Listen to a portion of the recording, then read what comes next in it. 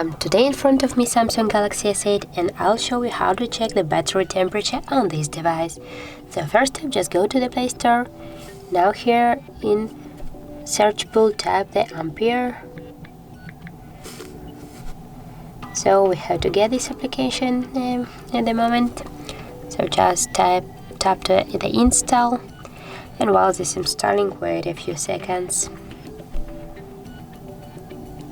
So now we can open this application, tap to agree, close, and here on the left down corner just tap to OK, and now you can see the information from your phone, for example the Android version, the temperature, the health of your phone, the model, and more information.